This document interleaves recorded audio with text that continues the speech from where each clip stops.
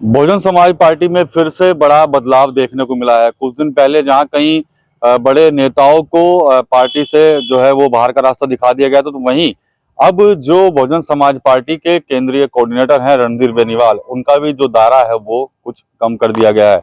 रणधीर बेनीवाल पर पहले राजस्थान, पंजाब, हरियाणा और चंडीगढ़ की जिम्मेदारी थी, लेकिन अब उनको वहां से हटाकर जम्मू कश्मीर और हिमाचल की जिम्मेदारी जो है वो दे दी गई है। मेरे साथ बातचीत करने के लिए इस वक्त मौजूद हैं सैयद मशकूर जी, वरिष्ठ पत्रकार हैं। कई दिनों से सहारनपुर में बहुजन समाज पार्टी को लेकर जो घमासान मचा हुआ है, उसी पर इनसे हम आज चर्चा करने वाले हैं।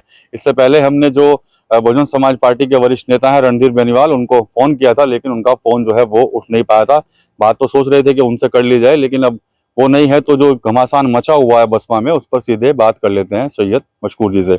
ये बताइए मशकूर भाई कि जिस तरह से घमासान मचा हुआ है, पहले निष्कासन हुए कई नेताओं के, उसके बाद फिर से ज्वाइनिंग कराई गई, और अब जो रणधीर बेनीवाल, एक बड़ा चेहरा जिनके ऊपर बड़ी जिम्मेदारी बहुजन समाज पार्टी के अध्यक्ष मायावती ने दी थी, उनको केंद्रीय कोऑर्डिनेटर बनाया था और कई राज्यों की जिम्मेदारी उनको दी गई थी, जिसमें राजस्थान भी था, हिमाचल भी था, हरियाणा भी था, पंजाब, चंडीगढ़। लेकिन अब उनका दायरा कम किया गया है और उनको खाली जम्मू कश्मीर और हिमाचल का ही दायित्व दिया गया है। क्या कहना चाहेंगे आप इस पर? देखिए, मैं आपको बताना चाहूँगा कि 2025 में जब रणधीर बेनीवाल को ये जिम्मेदारी दी गई थी, तो बहन जी जो मायावती जी हैं, उनके खुद के भाई आनंद, उन्होंने पद छोड़ा था, एक पद रखा था अपने पास से, केंद्रीय कोऑर्डिनेटर का पद छोड़ा था। इसके बाद जो है रणधीर बेनीवाल को ये पद दिया गया था और बहुत बड़ा पद रहा था उस समय, और काफ़ी बड़ी जिम्मेदारी दी गई थी। लेकिन बहुजन समाज पार्टी का जो सिस्टम है और जो कैरेक्टर है और जिस तरह का इतिहास रहा है, यहाँ पर एक बहुत बड़े नेता और एक आम कार्यकर्ता की वैल्यू में कोई फर्क नहीं है। एक मिनट में यहाँ पर आदमी अर्श पर होता है और एक मिनट में फर्श पे। किसी भी कार्यकर्ताओं को बहुत बड़ा पद दे दिया जाता है और अगले दिन आप देखते हैं उसको पार्टी से निष्कासित भी कर दिया जाता है। सहारनपुर का इतिहास देख लीजिए आप। सहारनपुर में मायावती ने यहाँ पर 2 बार चुनाव लड़के मुख्यमंत्री बनी, और उसके बाद जब उन्होंने इस्तीफा दिया, उपचुनाव हुए, तो उनके बदले में यहाँ पर जगपाल जो थे वो विधायक बनते थे। जगपाल को मायावती जी का सारथी कहा जाता था। जगपाल सिंह को उन्होंने निष्कासित कर दिया। इमरान मसूद सपा छोड़कर बहुजन समाज पार्टी में आए। उन्होंने अपनी भाभी खदीजा को मेयर का चुनाव लड़ाया और दूसरे नंबर पर आए, उनको अचानक से पार्टी ने निष्कासित कर दिया। ऐसे बहुत से लोग हैं। अभी पिछले दिनों सरफराज रायन का मसला हुआ था। तो इस बहुजन समाज पार्टी का सिस्टम थोड़ा अजीब सा है, और एक मिनट में किसी को भी निष्कासित कर देते हैं और फिर उसे ले भी लेते हैं वापस। अभी आप देख रहे हैं कि रणधीर बेनीवाल इतने बड़ा कद हुआ करता था, इनका दायरा बिल्कुल सीमित कर दिया गया है। राजस्थान उनके पास था, चंडीगढ़ उनके पास था, पंजाब उनके पास था, हिमाचल प्रदेश उनके पास था, और अब सिर्फ जम्मू कश्मीर और हिमाचल प्रदेश की जिम्मेदारी रह गई है। और उसमें भी उनको अकेले नहीं है, उनके साथ एक और नेता है, वो दोनों उसको देखेंगे। तो बड़ा एक अप्रत्याशित फैसला है पार्टी का, और इतना बड़ा कद को एकदम घटाना और बहुत दायरा सीमित कर दिया गया है रणजीत के। चर्चा इस बात की हो रही है, स्थानीय स्तर पर भी बड़ी गुटबाजियां चल रही है पार्टी के अंदर, बहुत कुछ चल रहा है, एक दूसरे की शिकायतबाजी, सब चीजें। उसके बाद ही लगातार जो एक्शन हो रहा है, और उसके बाद कई जो पुराने नेता थे उनको ज्वाइन भी कराया जा रहा है। जी, आप देखेंगे कि ये जो परसों या 3 दिन पहले जो ये चेंज हुआ है, इससे पहले पार्टी ने 2 लोगों को निष्कासित किया था, एक जगपाल को और एक जो पप्पू हैं, अनिल पप्पू, पूर्व पार्षद। हालांकि उन्हें अभी लिया गया था 4-5 दिन पहले ही, और फिर 4-5 दिन बाद ही निकाल दिया गया।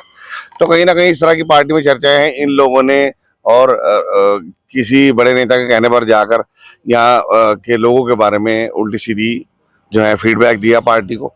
उस चक्कर में निष्कासन भी हुआ था कुछ लोगों का, और कद भी घटाया गया था। लेकिन फिर जब हकीकत सामने आई, काफ़ी लोग यहाँ से गए लखनऊ, उन्होंने पूरी बात बताई, तो फिर आपने देखा होगा सरफराज रायन की वापसी हुई, और उसके बाद काफ़ी चेंज हुए। जो मुमताज जी हैं उनका, सरफराज रायन का, नरेश गौतम और रणधीर बेनीवाल जी का ये जो फेरबदल हुआ है, ये इसके पीछे मतलब कहीं ना कहीं गुटबाजी बहुत इंपॉर्टेंट। रणधीर बेनीवाल के पास सहारनपुर का भी हुआ करता था परिवार, मंडल परिवार। सहारनपुर मंडल के प्रभारी थे वो, मुख्य मंडल प्रभारी। अब मेरे ख्याल से वो भी छीन लिया गया उनको। हाँ, अब तो मुख्यमंडल प्रभारी तो यहाँ पर नरेश गौतम बनाए गए हैं, और रणधीर बेनीवाल से ये ले लिया गया, उनका दायरा बहुत सीमित कर दिया गया है। तो ये क्या मतलब आने वाले समय में इन सब चीजों का क्या कुछ इफेक्ट पड़ने वाला है? क्योंकि बहुजन समाज पार्टी पूरी तरह से चुनावी मोड में है। मायावती लगातार कह रही है कि इस बार सरकार हर हालत में बनानी है, और दूसरी तरफ लगातार पार्टी से नेता निकाले भी जा रहे हैं और कार्रवाइयां भी हो रही है, और जो नेता काम करने वाले हैं उनको उनको उनका दायरा भी सीमित किया जा रहा है। मुझे तो लगता नहीं कि बहुजन समाज पार्टी चुनावी मोड में है। उनका कोई इस तरह का भले ही एक दो रैली हुई हो और कुछ हुआ हो, लेकिन हकीकत ये है कि जिस तरह से और पार्टियां तैयारी कर रही हैं, ऐसी बहुजन समाज पार्टी की कोई तैयारी नहीं है। और ये जो उठापटक है, इसका बहुत बुरा असर पड़ता है, कार्यकर्ताओं का मनोबल भी टूटता है और बहुत नुकसान होता है पार्टी को। आज आप किसी को रखेंगे, कल को निकाल देंगे, तो उसका साइड इफेक्ट भी होते हैं और आफ्टर इफेक्ट भी होते हैं। तो काफ़ी चीज़ें हैं जिसकी वजह से पार्टी को मेरे हिसाब से बहुत नुकसान होगा।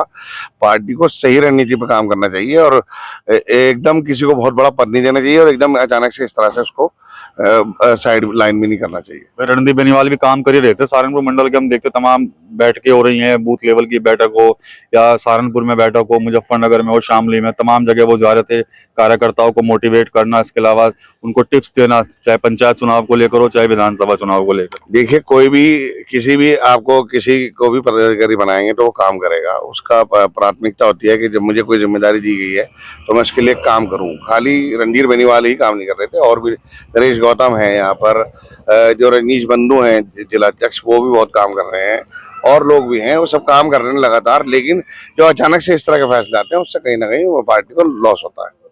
तो कितना लॉस मानते हैं फिर आने वाले समय में? भाई इलेक्शन मोड में तो है ही है इस समय पूरा यूपी, और बसपा भी कहीं ना कहीं चल रही है अपना पूरा प्लानिंग करके, लेकिन फिर भी इस तरह की चीजें, इससे पार्टी का जो नेतृत्व है उसकी क्रेडिबिलिटी भी डाउन होती है और जो कार्यकर्ता है उसका मन कहीं ना कहीं व्यथित होता है और वो डिस्टर्ब हो जाते हैं लोग। अब जिसको आप एकदम साइडलाइन करेंगे, वो और उसके समर्थक, उनके मन में तो पार्टी के प्रति फिर कहीं ना कहीं शिकायत आएगी। अब शिकायत जब आएगी तो काम भी, वर्किंग स्टाइल पर उसके फर्क पड़ेगा। तो बहुजन समाज पार्टी को ना कि एकदम निष्कासित करें, पहले उसकी जांच करें क्या कारण है, क्या वजह है, और किसी का दायरा बढ़ाना है तो उसको उसकी काबिलियत के हिसाब से बढ़ाएं, और अगर घटाना है तो देख के घटाएं। तो मेरा तो यही कहना है, अगर चुनाव जीतना है 2027 का, क्योंकि दलित समाज बहुत बहन जी के ऊपर नजरें लगाए हुए है कि किसी क्या करेंगी, कैसा चुनाव लड़ेंगी, क्या गठबंधन होगा या नहीं होगा। हालांकि उन्होंने गठबंधन के लिए मना कर दिया है, लेकिन बहुजन समाज पार्टी के जो कोर वोट बैंक है वो बहुत ही ज्यादा बहन जी के ऊपर डिपेंड है, और नजरें हैं उसकी कि उनकी क्या रणनीति रहेगी, किस तरह से 2027 का चुनाव लड़ेंगे।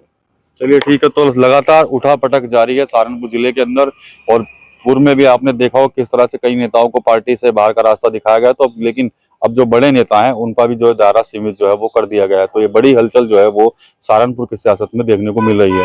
टीवी 9 यूपी के लिए सहारनपुर से विकास कर रही।